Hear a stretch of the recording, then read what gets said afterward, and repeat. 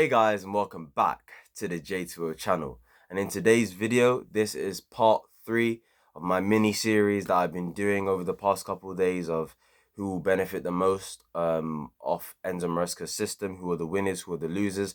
Today we'll talk about the forwards. If you haven't checked out the previous 2 videos, my midfielders edition and my defenders goalkeepers edition, please do check them out. I think they're very interesting videos. They're good videos. I think it'll give you an insight into more about Enzo Maresca's system, and if you don't know much about the players, then I think I give good insight on the players and whether they suit what Enzo Maresca is probably going to try and do with this team and with this group of players. And today we're going to be talking about the forwards. We'll be talking about the likes of Cole Palmer, Christopher Nkunku, Nicholas Jackson, Raheem Sterling, Noni Madueke, and Mikhailo Mudryk, and potentially others as well. We will see. But before we do get started, the Euros starts tomorrow. The Euros starts tomorrow. The first game, the host nation Germany play Scotland.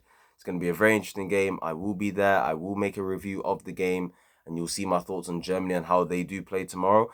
People are expecting a lot from Germany, including myself. I am expecting a lot from Germany in this tournament. I'm not going to lie, as a neutral going into this. Obviously, look, I live in England. I support an English club. I am going to keep my eyes on England, and I do hope they do well, but I doubt it. I'm not going to lie.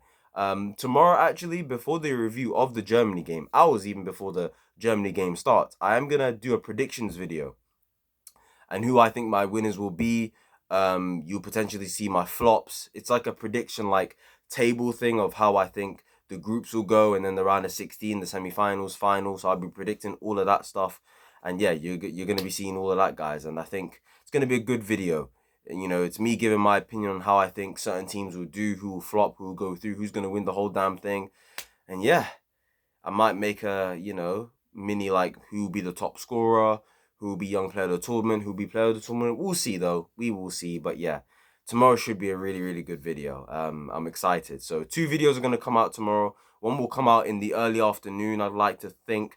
And the other one will obviously come out after the Germany game, because it will be a review of Germany, Scotland. So yeah, I hope you guys do enjoy those videos that come out tomorrow, just like you hopefully enjoy this one too. So yeah, let's get right into it. So the attackers, the forward line. This is a very interesting one. I can't lie. There's some players here where I'm genuinely not sure whether they will be winners or not, or losers. Because I think the way I'm gonna judge some of these players is based on maybe the long-term aspect of things. I think let's just get started with the winners, because this one for me is easy. Cole Palmer, first of all.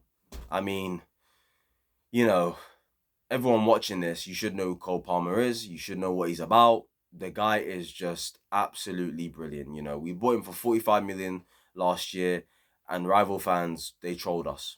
They absolutely trolled us like crazy, because we spent 45 million on a player that had never scored a Premier League goal at the time. And now we're sat here with 22 goals for Cole Palmer. We watched him score 22 goals. Yeah, a lot of them were penalties, but penalties are part of the game, aren't they? You have to score them.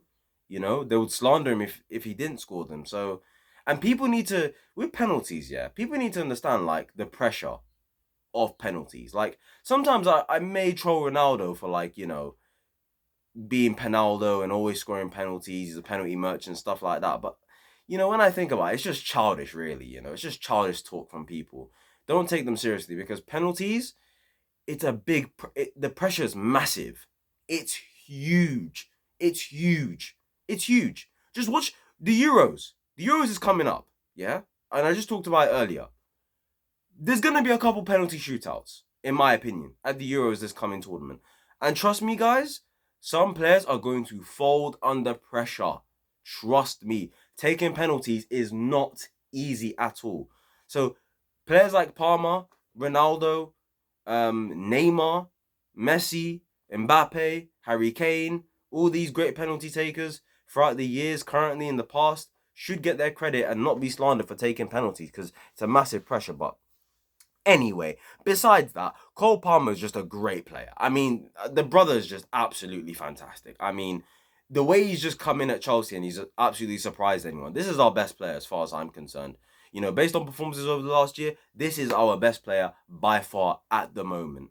Yeah, and I don't see why he can't continue to be our most important and best player in this team. I mean, what can't he do? You know, the only thing the guy lacks is pace. But for somebody who lacks pace, he really does know how to get away from players. He really knows how to manipulate the ball and put himself in positions where players can't catch him. And this is a player that's not that quick, by the way, guys. And that's the only thing he lacks. Passing. His passing is absolutely outrageous. His creativity numbers are through the roof. Link up play, he's got it. The flair, the tricks, the skills, the nutmegs, the shooting from all different angles of the pitch. Like I said, great penalty taker. The guy is just wonder of a left foot. I mean, he's just 45 million for this guy is an absolute bargain. And there's absolutely no reason in the world why he cannot suit Enzo Maresca's system. In fact, he suits it to a T. In fact, he's so perfect for the system that he's actually played under Enzo Maresca before. He's played under Enzo Maresca, guys. He has. He actually has. Back when he was at Manchester City, he was playing for PL2. He was playing PL2 football for Manchester City's academy. And guess who was the manager? It was Enzo Maresca. I'm pretty sure I saw a stat where he played 19 games in PL2 and he scored like 13 goals. He cooked under Maresca, and they won the PL2 league. You know, so that's like the youth academy version of like the Premier League. They won that basically. And Cole Palmer was a key figure in that. And Enzo Maresca did win that as a trophy as well, as a manager. So look, guys, on that basis, automatically, he just suits what he's going to do because he's worked with him before. He knows his style. He will understand what Enzo Maresca is going to want from him. And Enzo Maresca knows Cole Palmer's going to give him what he wants. So for me, this is a big, big W. There's no way Cole Palmer's a loser, because he's just a fantastic player that's going to be world class. The fact that he's versatile as well, he can give you top performances as a right winger, but really his best position really is actually as a number 10. Some of his best performances this season has actually come when he's been a number 10. And he's played right wing for the most part of the season, and he's been absolutely brilliant. But my days, him as a number 10, those last 5 games on the Pochettino when he was playing that 10 role, he had Mudryk on the right. In those games against, I think, Everton, did he play on the... I think he played in the middle, I'm pretty sure. He scored like 4 goals in that game. I think a hat-trick within like 29 minutes or something. Absolutely ridiculous. He was brilliant against Brighton as well. He played in the 10.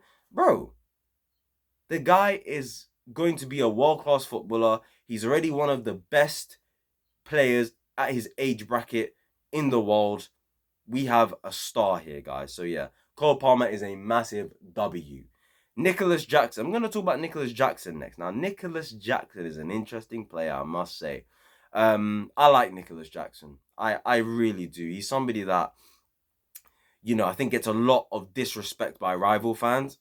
And considering how I've seen rival fans treat their own players compared to Jackson, I just think it's a bit ridiculous, you know. Let's actually just keep it real. I'm going to say this right now. Nicholas Jackson is better than most strikers in the league. Call me crazy. His finishing, yes, it's not up to standard. Now, I will say a lot of players in the league are better finishers than him, probably. But how many strikers would you say are better players than Nicholas Jackson? There's not really many for me. So on that basis, I think it balances itself out, and he's one of the best strikers in the league.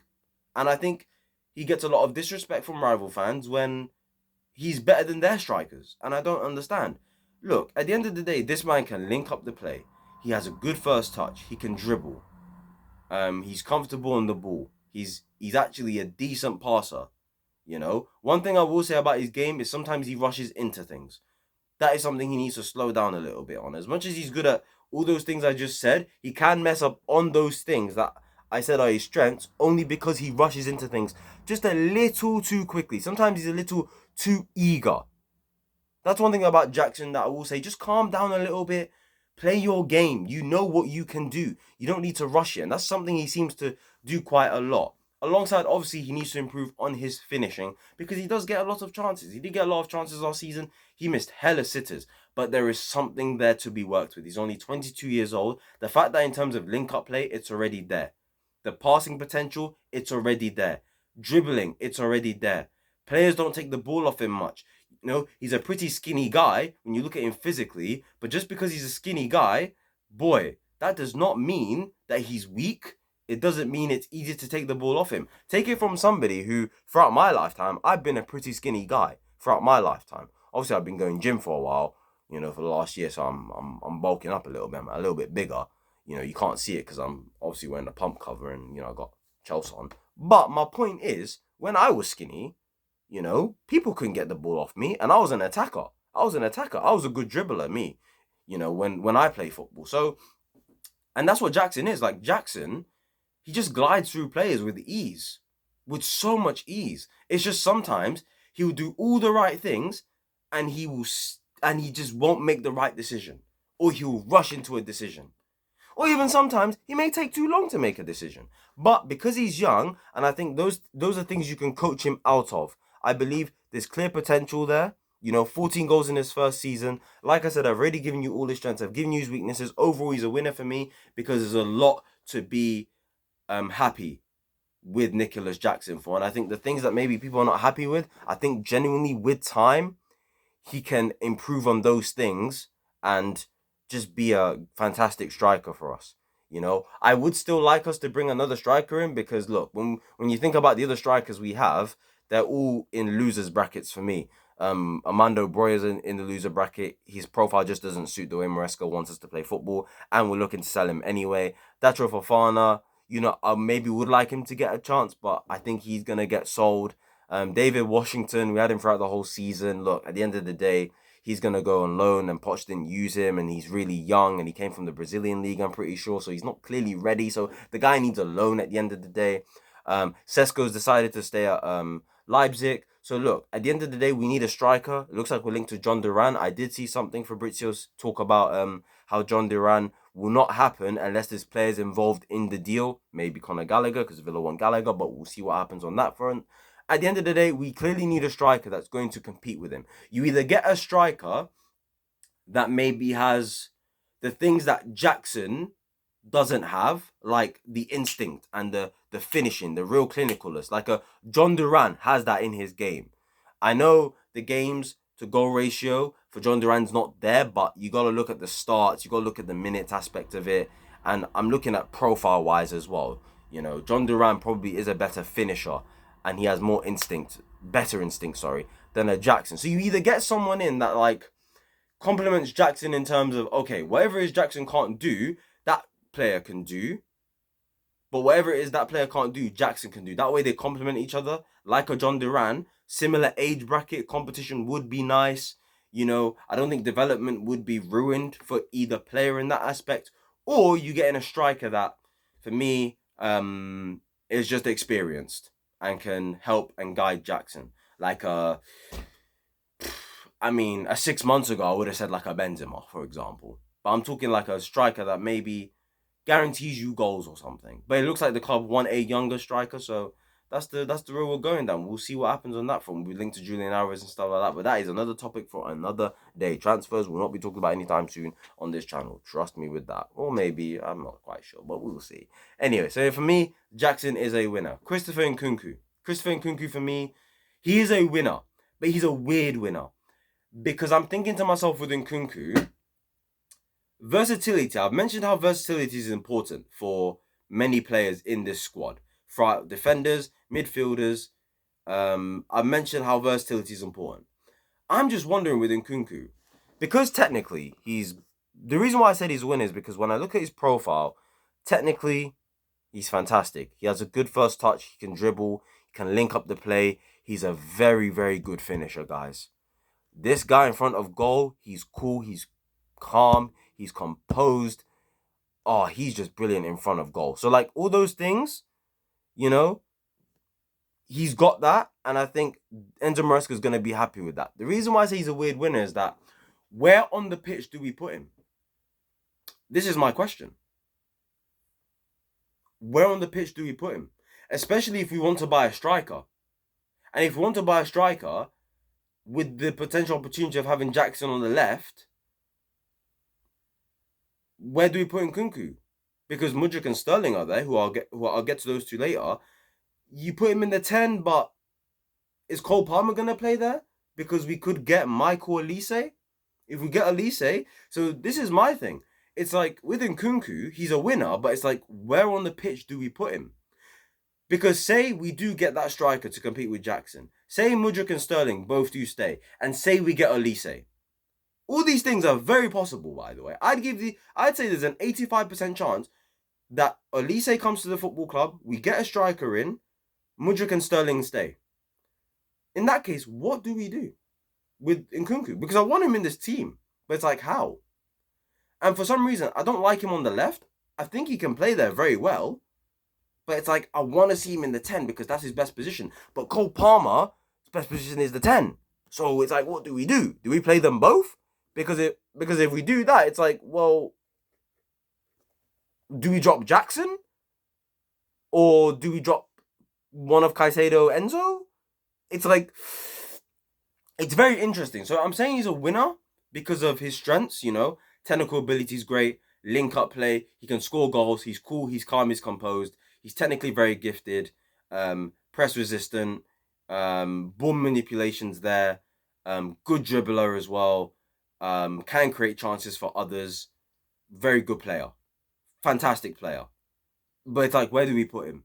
So that's the thing. That's one thing I'm going to be interested to see what Enzo Maresca does, because from a lineup perspective, I'm really wondering how is he going to fit all these players in, Say we do get an Olise, it's like, how do you fit in an Olise, Palmer, Jackson, Nkunku, and then maybe if you want to fit in an Enzo Caicedo in? For some reason, I don't think they can all play in the same team. I don't think it would make sense to play them all in the same team, in my opinion. I think there's just too much similarity there, for me anyway, in terms of the attack.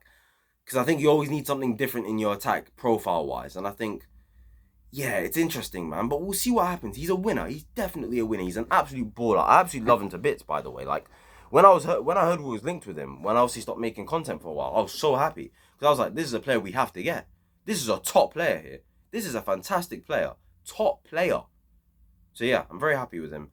And, yeah, we'll see what happens, man. Enzo Maresca's got a headache.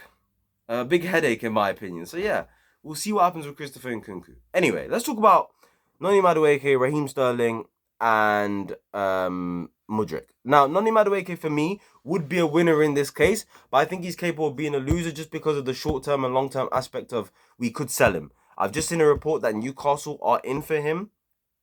Because we want Olise, and maybe in order to get Olise, we might have to sell someone. I don't know, but we will see. But in terms of Noni Madueke as a player, I put him as a winner because in Enzo Maresca's system, the way he sets up with the inverted fullbacks and the fullback tucking in to make a back three, it sets up in a fashion in which when we get the ball to those attackers, to me it seems like he wants his attackers to be high and wide in terms of the wingers.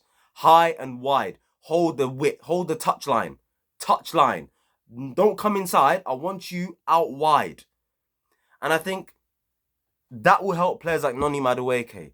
Because we want Noni Madueke to get the ball in situations where he's got space to drive at the players.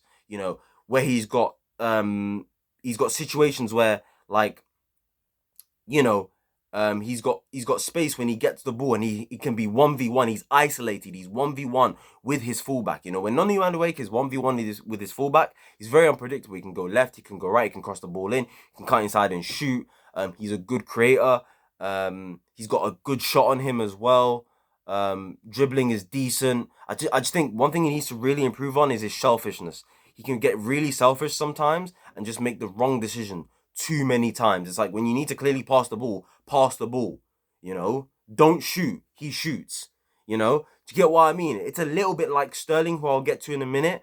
So I think with Noni, he just needs to polish up on his decision making a little bit and stop being so greedy, stop being selfish at times, because that for me ruins his game, because there is an actual decent player there. I do think he's a decent player. Do I think he's a player in the future where I look and I think to myself, if we want to win the title, Noni Madueke has to be in this team? I don't really look at him like that. I look at him as a player maybe for the squad.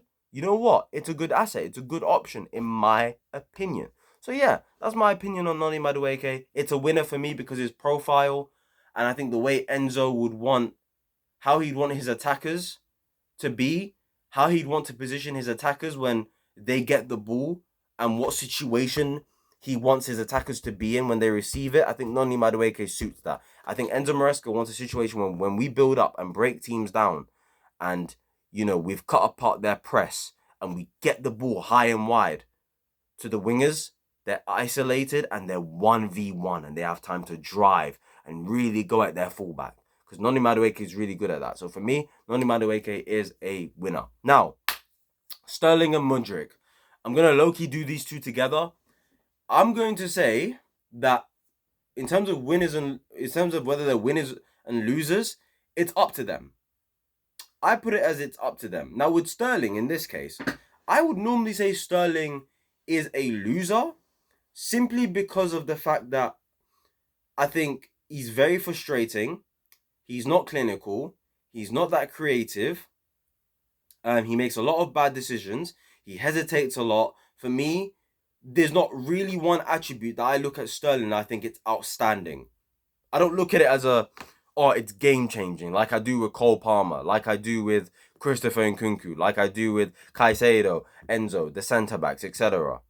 I don't look at an attribute and I think to myself, that's unbelievable. Like Enzo Maresca could really, really like benefit from that. But at the same time, the reason why I don't want to fully go in and say he's a loser is because I said this in either my defenders video or in my midfielders video. The principles of Enzo Maresca's football is similar to Pep and Arteta.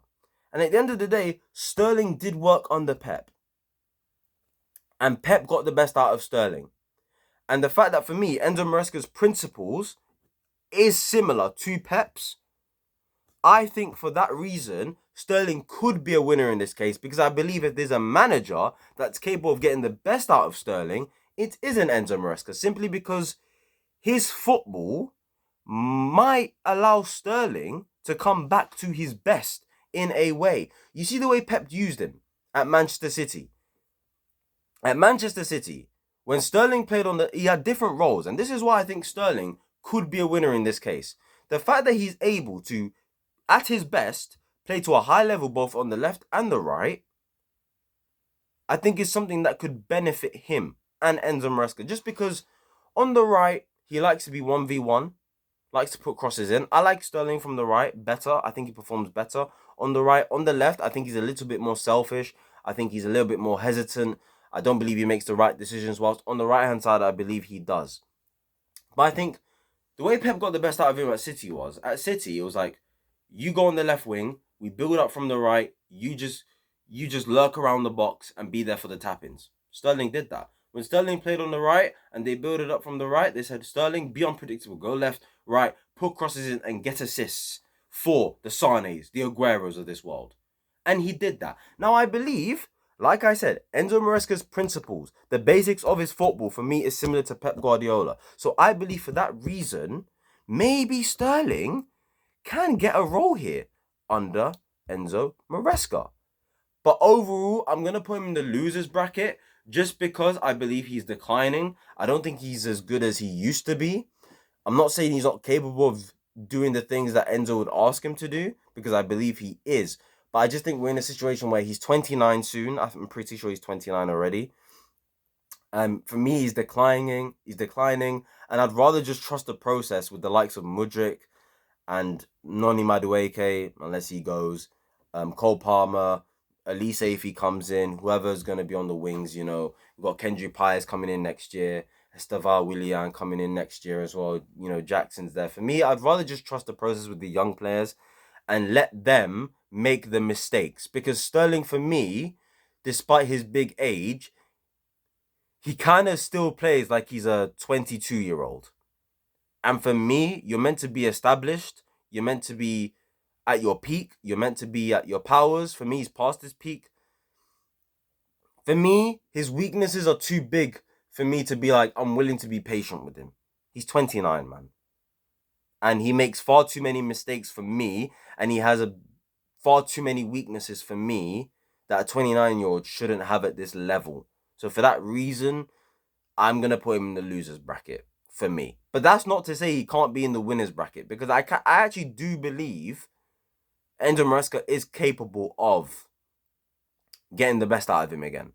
But I'm going to put him in the losers bracket because of his age, because I think he's declining. and I don't think I can tolerate his mistakes as much as I can with the likes of Mudryk, because Mudryk is actually young, raw. As much as I don't rate him, there's things that are on his side compared to Sterling, like age and time. Sterling has already had the time. He's got the age. He's got the baggage. He's got the experience. And he still plays like the way he does. He's still as frustrating as he is. Nah, sorry, man. I have to put you in the losers bracket. So for me, Sterling's in the losers bracket. And the last one, Mykhailo Mudryk. This depends on him as well. Just like it depends on Sterling himself. Because if Sterling does well, then he's a winner. But for me, I don't think he's going to do well, and I think he's going to continue to be frustrating. So for me, he's a loser. Now, Mykhailo Mudryk, this is your last chance as far as I'm concerned. Because he's a player I don't rate. I'm just going to say right now, I don't rate Mykhailo Mudryk. I don't think there's much to his game. I think other than pace, good crossing, and a nice little reverse pass, there's not much to his game. I'm sorry. And look, I am willing to give him more time than Sterling just because his baggage isn't as big. He's young. He does have a lack of experience and he's not picked up many minutes. And he can develop. And he can be coached. And maybe he does need coaching. My last hope is I hope Enzo Maresca can coach him. But when I look at his weaknesses, I'm like, my days. The guy has a lot of work to do. He's not a good dribbler, for example. He's not a good dribbler. And the reason why I say he's not a good dribbler, and the signs of him not being a good dribbler are, if you are a player that relies on pace, when it comes to dribbling, you're not a good dribbler. Dribbling is about close control. It's about the amount of touches you take during a duel you have with a player. During a 1v1 you have with a player. And as far as I'm concerned, Mudryk is a player, when he dribbles, he just rushes into things. Like, he will receive the ball on the left. For 2-3 seconds, he will drive at the man. And then what he will do is he'll do a kick and run. He's a kick and run merchant, yeah? For 2-3 seconds, he'll have the ball close to his feet. And then all of a sudden, he'll just kick the ball forward and hope to outpace his man. And I'm just thinking to myself, that is not good enough, bro. You can't be doing that, bro. That's not dribbling, bro. That's not dribbling. That's not even good ball carrying. So he's not a good ball carrier. He's not really a good dribbler. His shooting, I mean, in the training videos that we see online, it looks good. But on the pitch, it's absolutely awful.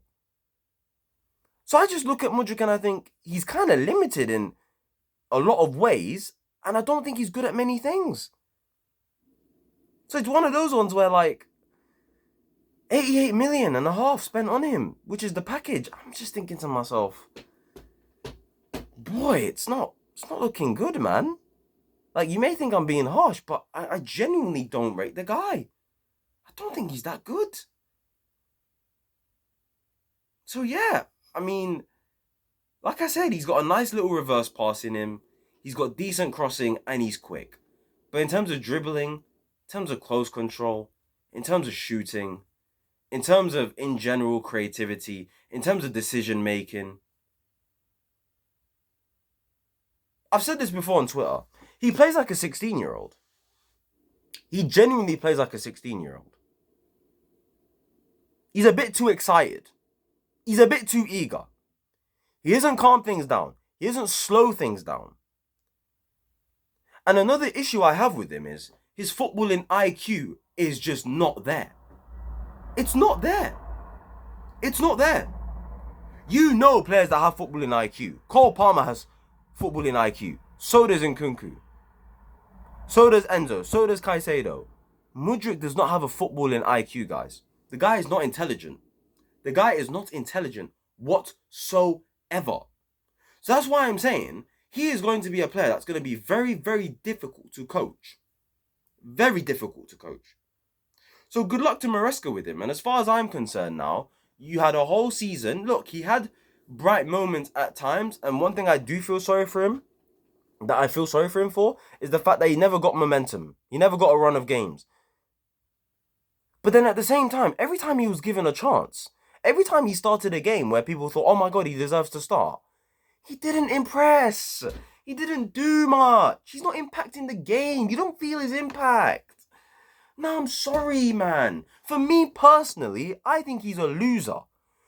But if Enzo Maresca can coach him and he polishes up on the weaknesses that he has in his game, Mudryk, then I think he can be a winner. For me, I look at him and I think to myself, the biggest hope we can have with him is turning him into a Marcus Rashford with consistency.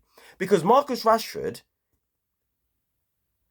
has strengths that can benefit you in a team, like his pace and his finishing. But his footballing IQ just isn't there. Mudryk, it's low-key the same. His footballing IQ isn't there, but he's got pace. And he is capable of being a good finisher based on the videos we've seen in training of him striking the ball. He strikes the ball very nicely in training. I will give him that. On the pitch, he doesn't. But on the training pitch, bloody hell, he's a pretty good ball striker. You know, he strikes the ball well. I think the best hope we can have with him is Enzo Maresca turning him into a Marcus Rashford with consistency. Maybe using him, and what Pep did with Sterling is maybe what we should do with Mykhailo Mudryk. That is something to look out for. So yeah, that's my opinion. We'll see what happens. But yeah, that's it. That's it, guys. That's the end of the video. That was the forwards done. I hope you enjoyed. Make sure to like, comment, and subscribe. Tomorrow's the Euros. I will make a predictions video on that. And then later on tomorrow, there will be a review on Germany versus Scotland. So yeah, guys, the consistency is back. Let's go. Woo! I'll see you guys tomorrow with 2 brand new videos. Like, comment, subscribe. Let's get it, baby. Peace.